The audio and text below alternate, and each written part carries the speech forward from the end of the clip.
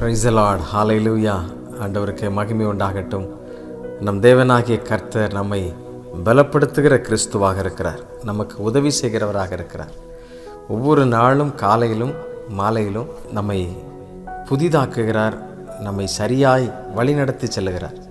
இன்றைக்கு காலையில் எழும்பின உடனே நாம் என்னவெல்லாம் செய்தோன்னு சொல்லி பாருங்கள். அதெல்லாம் சரியாய் செய்வதற்கு ஆண்டவர் பலன் தந்திருக்கிறார்.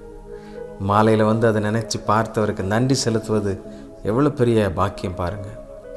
பல்வேறு சூழ்நிலைகளை பார்க்கும் பொழுது பல நிலைகளை நாம் பார்க்குறோம். பல மனிதர்களுடைய வாழ்வு பல கேள்விக்குள்ளாக இருக்கிறதை உணர்கிறோம்.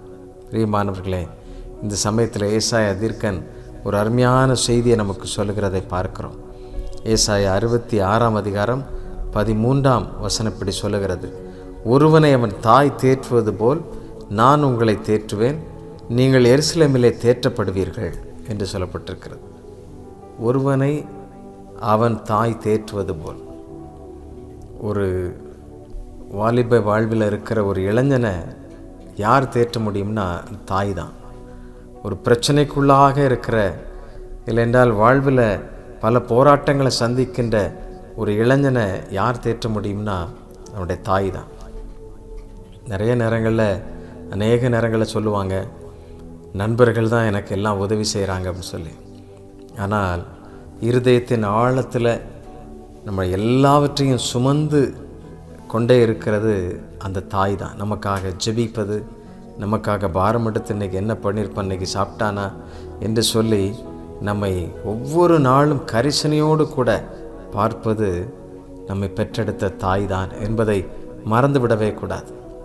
ஆகவே தான் இந்த உறவு ஒரு தாய் தேற்றுவது போல் அவர் தேற்றுகிறார் என்று எழுதப்பட்டிருக்கிறது. கிறிஸ்துவும் அப்படி நம்மை தேற்றுகிறார். ஆகவே தான் தம்முடைய சொந்த குமாரனை அனுப்பி அவருடைய மாம்சத்தில் அவர் இந்த மாம்சத்தில் மரிப்பதற்கு, இரத்தம் சிந்துவதற்கு தன்னை ஒப்பு கொடுத்தார். நம்ம மேலே வைத்திருக்கிறார். அப்போ அந்த தாயின் அன்பை காட்டிலும் மேலான அன்பு வேறு ஒன்றுமில்லை என்று சொல்லப்பட்டிருக்கிறது. நிறைய பேர் இந்த உறவை, இந்த அன்பை உதாசீனப்படுத்தி விடுகிறோம், அசிங்கப்படுத்தி விடுகிறோம். நம்மை அணைத்து கொள்ளுகிறவர் அவர் தான். எத்தனையோ உபத்திரவங்களை யோசித்து பாருங்கள். ஒரு தாய் எப்படிலாம் தேற்றியிருப்பாள். அந்த தாய்க்கு தான் தெரியும் அந்த பிள்ளை அழுகிறது எதற்காக என்று சொல்லி. அது இப்பொழுது பாலுக்காக அழுகிறதா, வயிற்று பசிக்காக அழுகிறதா, இல்லை என்றால் ஏதும் சரீரத்தில் ஏற்பட்டிருக்கிற சுகக்கேட்டிற்காக அழுகிறதா. அந்த தாய்க்கு அந்த சிம்டம் நல்லா தெரியும். எவ்வளவாய் தேற்றுகிற தாய் தெரியுமா? எவ்வளவாய் பதறுகிறவர்கள் இன்றைக்கி. அப்படிப்பட்ட உறவை ஆண்டவர் நமக்கு தந்திருக்கிறார். மேன்மையான உறவு. அல்லேலூயா. ஆண்டவருக்கு நன்றி செலுத்துவோம். பிரியமானவர்களை, கர்த்தர் எவ்வளவாய் நம்மை நேசிக்கிறார் என்பதை இதில் பார்க்க முடிகிறது. நம்ம இதில் 1 தெசலோனிக்கேயர் 2 நீங்கள் திருப்பி வைத்துக் கொள்வீர்கள் என்றால் அங்கே இப்படி என்ன சொல்லப்பட்டிருக்கிறது பாருங்கள். 7ஆம் வசனத்தில் 1 தெசலோனிக்கேயர் 2:7 உங்களிடத்தில் பட்சமாய் நடந்து கொண்டோம். பால் கொடுக்கிற தாயானவள் தன் பிள்ளைகளை காப்பாற்றுகிறது போல நாங்கள் உங்கள் மேல் வாஞ்சியாயிருந்து தேவனுடைய சுவிசேஷத்தை உங்களுக்கு கொடுத்ததும் அல்லாமல் என்று சொல்லி அப்போஸ்தலனாகிய பவுல் எவ்வளவு அழகாக அங்கே எழுதுகிறத பார்க்கிறோம். பிரியமானவர்களே, ஒரு சுவிசேஷ பணி என்பது இப்படிப்பட்ட ஒரு பெரிய உறவாக இருக்கிறத பார்க்கிறோம்.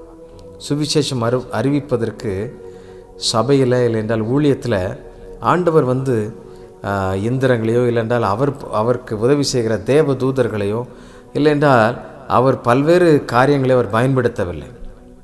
சுவிசேஷம் அறிவிப்பதற்கு அழைக்கப்பட்ட, தன்னால் பிரித்தெடுக்கப்பட்ட, இரத்தத்தின் உறவாய் மாம்சத்தில் மாம்சமாய் இருக்கிற மனிதரையே ஆண்டவர் நியமித்திருக்கிறார் என்பதை நீங்கள் பார்க்கணும்.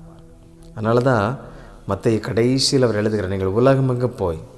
ஏன் ஒரு ஆடை பார்த்து மாடை பார்த்து சொல்லியிருக்கலாமே? ஒரு காகத்தை பார்த்து அவர் காகம் உதவி செய்தது அதே மாதிரி சொல்லியிருக்கலாமே?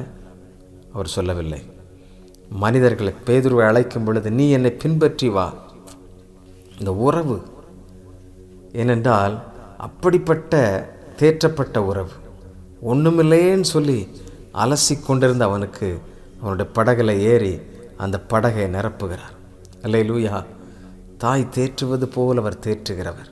மார்போடு அணைத்து கொள்ளுகிற ஒரு தகப்பன். நீங்கள் பல காரியங்களில் துக்கத்தோடு கூட இருக்கலாம். ஒருவேளை உங்களுடைய தாயை நீங்கள் இழந்திருக்கலாம். அம்மாங்கிற அந்த உறவு யாருன்னு தெரியாமல் கூட பல நேரங்களில் இன்றைக்கும் நம்முடைய விடுதிகளில் பிள்ளைகள் அம்மாங்கிறது யாருன்னு தெரியாது.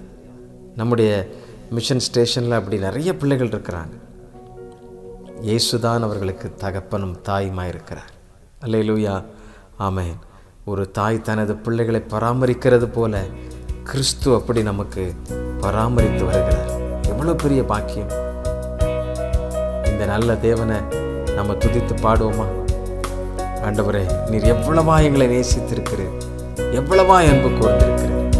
இந்த நல்ல தேவனை உயர்த்தி நாம் ஆராதிப்போம்.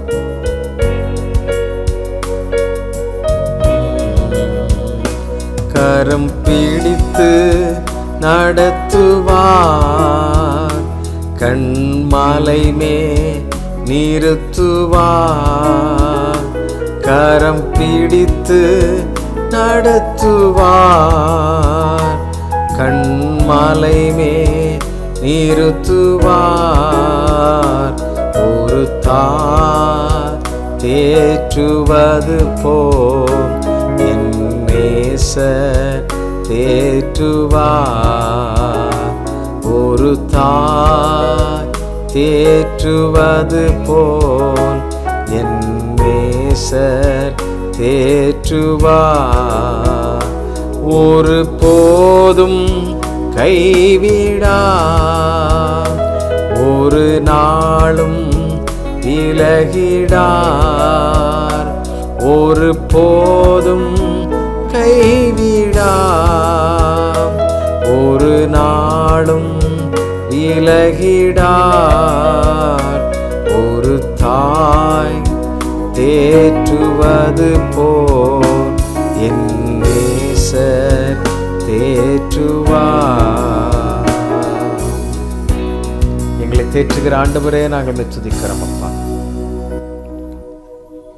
எங்கள் படகுகளில் நீர் இருக்கும் பொழுது குறைவில்லை ஆண்டவரே. எவ்வளவு கவலையோடு கூட இருந்த பேதுருவுக்கு நீர் திரளான மீன்களை பெற்றுக் கொடுத்தீர். ஒரு தாயின் உள்ளம். லாசரு மரித்து போன போது கண்ணீர் விட்டு அழுது அவனை உயிரோடு எழுப்பினீரே. ஒரு தகப்பனின் உள்ளம் எவ்வளவு எவ்வளவு பெரியதப்பா. உம்முடைய அன்புக்கு இணையானது ஒன்றுமே இல்லை. நீர் எங்களை அவ்வளவாய் நேசித்து அர்ப்பணித்து ஆண்டவரே எங்களுக்கு அற்புதமான காரியங்களை செய்து எங்களை வழிநடத்தி கொண்டே இருப்பதற்காக ஸ்தோத்திரம். Thank you Lord. உமக்கு நன்றி, கோடா கோடி ஸ்தோத்திரம். இந்த நாள் ஒவ்வொரு நிமிடத்தையும் ஆண்டவரே எங்களுக்கு ஆசீர்வதித்து கொடுத்தீரே, நன்மையாக்கி கொடுத்தீரே, பூரணமாய் சிறப்பாக்கி கொடுத்தீரே. உமக்கு நன்றி அப்பா. பிள்ளைகளை வாழ்த்துகிறோம், ஆசீர்வதிக்கிறோம்.